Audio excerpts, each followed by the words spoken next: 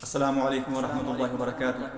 آج میں آپ کو ڈینگی فیور کے اوپر بتاؤں گا کہ ڈینگی فیور سے آپ کیسے بچ سکتے ہیں۔ تھوڑی سی احتیاط کرنے سے آپ اس سے بہت ہی محفوظ رہ سکتے ہیں۔ ہماری بے احتیاطیاں ہی ہوتی ہیں جو ہمیں فطرت سے ہٹاتی ہیں اور بیماریوں کے قریب لے کر جاتی ہیں، اور بیماریاں ہمیں پکڑ لیتی ہیں، جن کے بعد ہم بہت پریشان ہوتے ہیں اور لمبے چکر میں پڑ جاتے ہیں۔ حالانکہ تھوڑی سی احتیاط کرنے سے ہم ان سے بچ سکتے ہیں۔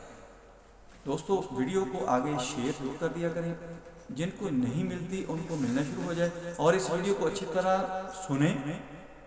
دیکھیں، سمجھیں، آپ کو بہت زیادہ فائدہ ہوگا۔ میں ہوں ڈاکٹر حافظ اختر انجم، آپ دیکھ رہے ہیں یوٹیوب چینل۔ میرا آج کا جو موضوع ہے وہ ہے dengue fever, how to prevent dengue fever. دوستو،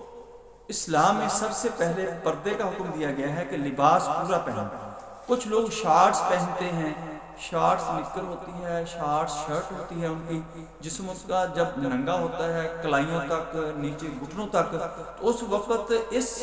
مچھر کو، ماسکیٹو کو، جو ڈینگی فیور پھیلاتا ہے، اس کو موقع مل جاتا ہے کہ وہ آپ کے ڈنگ کرتا ہے، آپ کو کاٹتا ہے، آپ کے اندر وہ ڈینگی فیور کے جو وائرس ہوتا ہے، پیراسائٹ ہوتا ہے، وہ چلا جاتا ہے، جس کی وجہ سے پھر آپ کو پریشانی اٹھانا پڑتی ہے۔ سب سے پہلے تو آپ نے یہ احتیاط کرنی ہے کہ آپ نے پورا مکمل لباس پہننا ہے، خصوصاً صبح اور شام کے وقت۔ بچوں کو بھی ہم شارٹ لباس پہنا دیتے ہیں، ان کو بھی یہ پرابلم آتی ہے، اور یہ صبح و شام زیادہ اٹیک کرتا ہے۔ اس کے ساتھ ساتھ ہم پانی کی جو نعمت اللہ کی ذات نے ہمیں عطا کی ہوئی ہے، ان ملکوں میں، ان شہروں میں جا کر دیکھیں جہاں پر یہ وافر مقدار میں نہیں ہوتا، ہمارے ہاں وافر مقدار میں ہوتا ہے، تو ہم اس کو ضائع کرنا شروع کر دیتے ہیں۔ پانی جب ہم ضائع کرتے ہیں وہ مختلف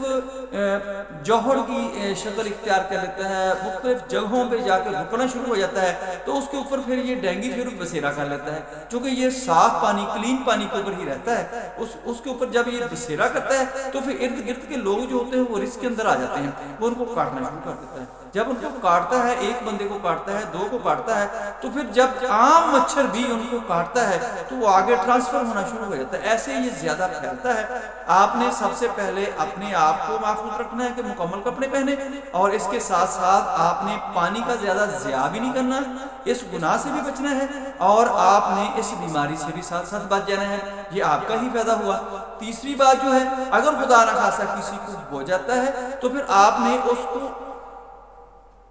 احتیاط کرنی ہے، اس کو اتنا زیادہ محفوظ رکھنا ہے کہ دوسرا مچھر جو ہے وہ بھی اس کو نہ کاٹے، کیونکہ جب دوسرا مچھر بھی اس کو کاٹے گا، دوسرے عام نارمل بندے کی جا کے دوبارہ جب وہ ڈنگ کرے گا، اس کو کاٹے گا، تو وہ پیراسائٹ جو ہوگا اس کے اندر منتقل ہو جائے گا، وہ بیماری پھیلانے کے لیے ایک ریزن بن جائے گا۔ اس لیے آپ نے اس کا بہت زیادہ احتیاط کرنا ہے، اور اس کے ساتھ ساتھ آپ نے اس کو زیادہ